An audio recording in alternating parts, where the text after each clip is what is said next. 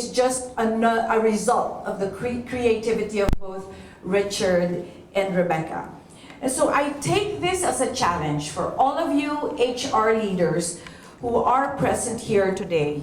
We all agree that we as HR hold a key role in the success of our business, in the success of our organization. Thinking over and beyond our roles and competencies and attributes, it sounds very simple. You may say, I've heard it before, done it, and the simplicity is where I would like to go back to. And that's where we would like to go back to basics. So it's really going through 6 topics, hopefully, but I am going to compress my talk today and look at the competency framework that has been guiding Wipro leaders, then talk about the differentiators of a CEO, and briefly talk about who we are, because I would like to talk about a current CEO in Wipro who was actually an EVP for HR. So when I found out about that, I said, boy, that was really timely for the topic for the HR CEO Summit. Then last would be share with you my own personal journey and my advocacy on servant leadership. Here is the HR competency framework, and I think this would be very familiar with all of you.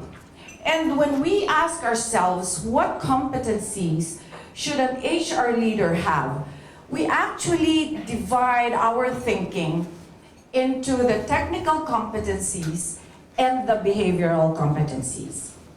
So under technical, you would have strategic alignment, being effective in running our programs, and also effectivity in operations. Many times over, and I've mentioned this with the leaders of HR who normally would convene regularly every month during the PMAP GMM, or the People Management Association of the Philippines, that when I look back at my career, say 2 decades ago, the buzzword was be a strategic HR. You always hear that. Your GM, your CEO, or your functional HR leader would always say, I want you to be a strategic HR. But translating that into being effective, both in running your programs and also in running HR operations, is really a challenge. And therefore, the technical competencies will also go with the behavioral competencies, where HR leaders should be focused on performance, people, and also on personal. You know, this keen self-awareness that comes in the behavioral competencies. That's further broken down. Okay, so those 3 behavioral and 3 technical competencies are further broken down into other areas that would be clubbed under those 3. Like, for example, strategic alignment talks about what would be your strategy for diversity and inclusion, for example, or thinking of how to do things differently, managing change. Many times over, we've been told HR is the change agent. We help our people manage change. However, we fail to realize that we ourselves go through changes and that we have to manage our own change curve. Let me share with you what happened during our acquisition. 2,500 employees of HSBC were acquired by Capital One, a well-known financial institution in the US, but had no brand, had no strong presence at all in Asia, more so in the Philippines. 2,500 of us transitioned to Capital One. Then we saw that not all of us, and if I focus on the leaders of HSBC who all moved, each of us had a different change curve. Some adopted to change faster, some were lagging behind. But as HR, I had to manage my own change curve faster than the normal, because people would look to me to help them manage the change that we've undergone. So that's where we become the change advocate. Now, on effectiveness of programs, you're looking at talent acquisition, the supply, let's say, that we have to look into, and as we speak right now, where is the talent supply? Where will we get them with the changes that are happening in our educational system, which is the K-12? The BPO industry or the BPS industry, I think, would have to partner with the government, with the academe, because of the talent supply that would not be there because of the change in the system. Then we have, of course, career management that falls under key talent capabilities. I'm talking about high performance and employee relations, communications, and how we design our benefits. I'm the co-chair of the Employer of the Year Awards of PMAP. And so we've been going to 12 companies that were nominated. Out of the 12, surprisingly, is that there are 3 that are already doing or have done the FlexBend. Many of us have, I know that many of us HR many years ago have talked with our CEO, our site director, our GM, our CFO to say, can we go into a FlexBend system for our employees? We've been turned down many times over, but lo and behold, there were 3 out of the 12 nominated companies that showcased the FlexBend that they have. Therefore, again, we look at what the needs are, because the millennials would want gadgets, would want the latest cell phone, and therefore part of the FlexBend benefit was they would convert their points, let's say from a rice allowance of 6,000 pesos. They'll convert that to points, then they would have a catalog with all the latest gadgets, and that would really attract and make the people happy. So benefits design. And then we go into technology, which falls under operational effectiveness. We have analytics we provide, we have colleagues here who have talked about it. They can provide the service on HR analytics. And I remember that for those of us who were personnel managers many years ago, we were not into metrics at all. Numbers, we had an aversion for numbers, many of us. And sometimes we would say, if they start talking about numbers, the excuse of a personnel manager then would say, that's why I'm in HR. That's why I'm in personnel, because I have an aversion for numbers, which is no longer the case, yeah? Okay. This is the behavioral competency framework. Again, it's performance focused. You're focused on your people, talking about building effective teams, the collaboration and negotiation that needs to happen, and that you are the catalyst for all these. And then, of course, the learning agility, being focused on your client, effective communication, and of course, the basic problem solving and decision making, which falls under, of course, the personal focus. Now, when I was listening to the speakers this morning, each of them touched on many things that are in in my slides. And as Pinky said, maybe we read the same thing. We've run out of research work or white papers that would talk about HR being CEOs in the near future.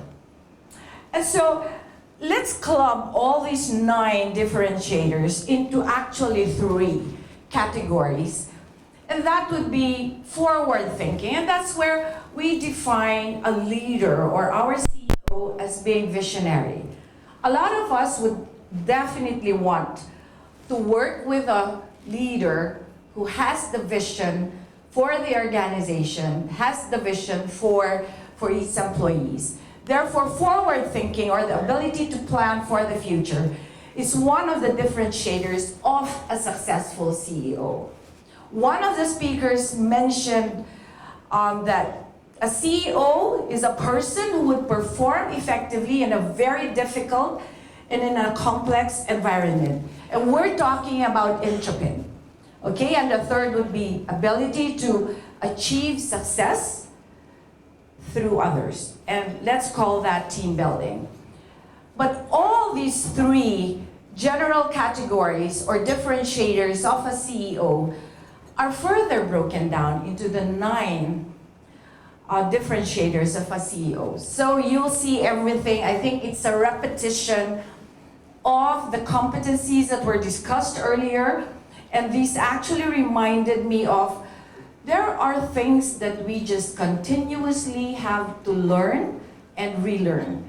So whatever was discussed early on, which I think I'm trying to cover now, and I know that some of my colleagues this afternoon would also be talking about the same characteristics or competencies, really reinforces the fact that there are certain things that are definitely present and can be called a differentiator, but repeatedly it is mentioned in different ways, but still boils down to being tough-minded, being optimistic, willingness to trust, and so forth and so on. Emotional intelligence is also one of the key differentiators of a successful CEO. Let me just briefly walk you through who we are. And the reason, and allow me to do that, because the reason I consciously put some slides there, Richard, is because, as I've said, I'm featuring one of the current president and who used to be the head of HR. Who's Wipro? We started, I'm sure our colleagues here from India would know the company, but here in the Philippines, we've actually started less than 10 years ago. But in 1945, we were a Western India vegetable product company. However, they changed, so strategically, they changed their business. And so they went into the IT industry in 1980, that's on the hardware side, and 4 years thereafter went into software. Then grew the business until the BPO business was now founded in 2000, and the rebranding of BPO happened in 2014, where we now refer to us as the business process services. And today we speak of close to 160,000 employees across the globe, and we are present in 58 countries, have garnered several awards, and you can see the revenue right there, and also the partnership with industry leaders that we have built through the years. And BPS, let me talk to you about BPS in the Philippines. We are in Quezon City. That's 500 to 600 employees. But when they wanted to start operations here in the Philippines, they also thought out of the box. And they said, why don't we go to Cebu? Cebu was actually founded ahead of our site in Manila. Cebu has around 3,500 employees. And actually, it was one of the things that attracted me to join in the regional role, because I get to visit Cebu every so often. Cebu is Cebu, you know, with the warmth, the beach, the food, and being away from the traffic of Manila, although there's traffic in Cebu, is really a breather for me, among other things. Okay? And so we have the horizontal business, which you can see on the lower portion of the slide, and the vertical lines of businesses, which is varied. We are into banking, We partner also with retail companies, travel and transport, also healthcare and telco. Okay, so that's the vertical business, and horizontally would be HR, finance, and accounting. That would be cut across the vertical business. And so, when I saw the theme for today, I discovered, because I had to ask permission that I was going to speak here, and I think in global companies, there's always the governance around. You've got to ask to seek approval from your boss, from marketing, from brand management, to speak for 25 minutes, and you go through all the approval process. And while I was asking for the approval, I was told, hey, why don't you talk to Pratik Kumar? He was once the EVP for HR, and is now the president and CEO of one of our businesses. And so I reached out to him. And of course, everything else is history. And so I was talking with Pratik, and I said, what made you go into the business? Like, he was doing very well in HR. And I guess it started with what he said was his passion for knowing the business and waiting for the right opportunity to come. But while the opportunity was not yet there, he really built his competency around HR, but became really a strategic business partner. He learned the business inside out. And as an individual, Pratik said, I actually enjoyed the rhythm of a business role, but I did not like it, not because, he didn't like it because of the fame, the glamour, and the fortune that goes with it. But he said it's really the challenges and the rhythm of being in a role driving business results. And one thing that struck me that he said was, the more you push yourself, the more you learn. And so he continued to say that as an organization, and just like I'm sure the organizations you belong to, leaders are always encouraged to explore and look beyond their current role. And as you look beyond, you have to play an instrumental role, and that was what prepared Pratik for the business role. He believes that HR is an integrated function, and the expectations are we should be aligned with the business. When you are a part of HR in a leadership role, you get a very diverse and rich exposure to all aspects of the organization, including the business side. So we have to grab that opportunity. I can see millennials here, and I can also see senior citizens in HR. But at the end of the day, for you to be successful as an HR business partner, that's why we're called HR business partners, because we got to know the business. And the basic rhythm of a leadership role, mind you, does not change. A leader has to drive and manage change, just what I've said earlier, build a good solid team, and put building blocks and foundation for a long-term sustainable business. Now we have a clear mandate to build on what exists, make it grow, make it global, think proactively, make the best of the opportunities that you see before you.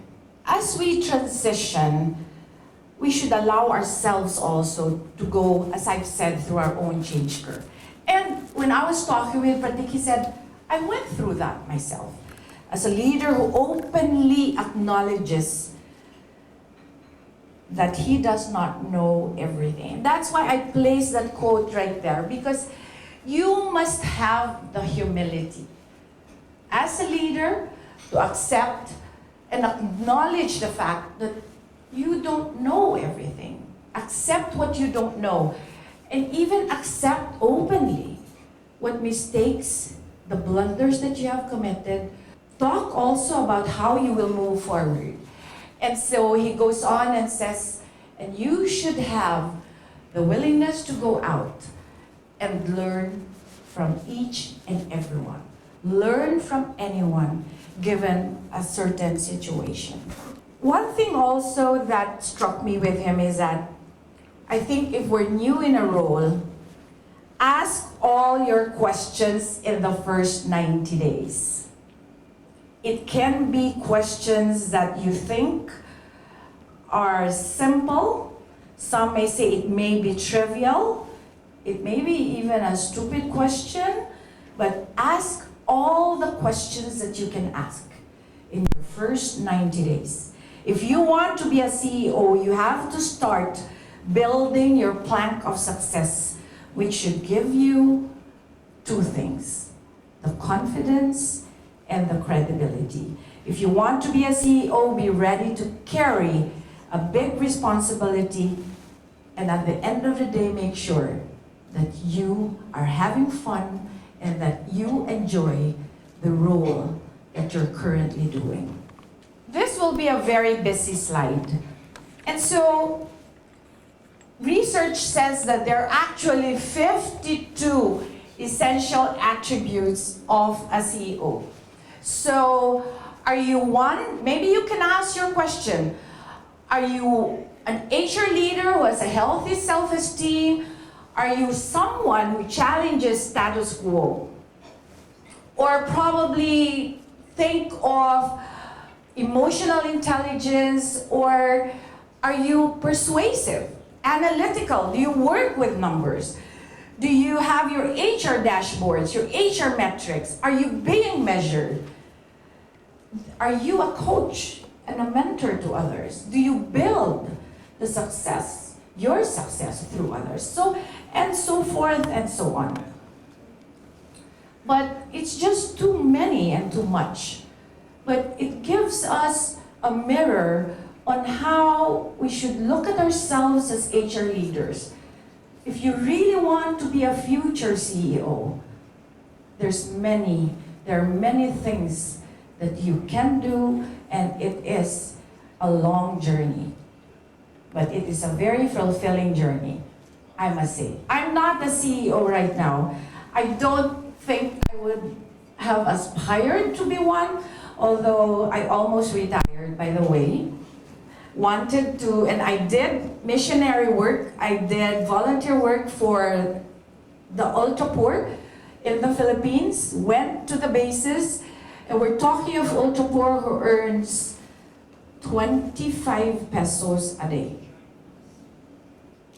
I visited those families. So I thought that I was leaving the HR world. But lo and behold, Wipro came knocking at my door. And as I've shared with some of you, when I met Jibin, I said, I want to work for Wipro. I want to work for Jibin. He's as old as my eldest son. Before I end my talk, we've talked about the HR framework. We've talked about the differentiators of a CEO. Looked at the 52 attributes of a CEO. But I'd like to share with you my own personal journey as an HR leader. Servant leadership is part now, I would say, of my DNA, being reinforced by a community where I belong to. And so yesterday when I was talking with an HR colleague, and I said, hey, I'm going to talk in Asia Summit, and when I touched on servant leadership, he goes, are you talking in church? I said, no. Servant leadership does not talk about religion. It does not talk about your faith. But it actually shows us 9 qualities of a servant leader. And if you look at the 9 qualities, you can immediately bash that and peg that with the competencies of an effective HR leader and also that of a CEO. All those 9. And I have tried, it is a journey that I am going through. For me to be a servant leader. As I've said, as I end my talk, I would like to say that servant leadership is actually a blend. From the words itself, it's a balance between becoming a leader and a servant. You don't have to lose your leadership qualities when you become a servant leader.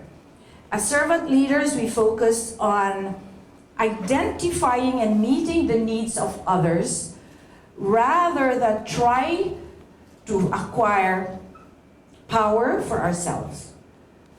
The business principle, which is said over and over again, that we care for those who care for our customers, is actually founded in the principle and in the belief that we serve others through our leadership. Servant leadership is like that definition of humility.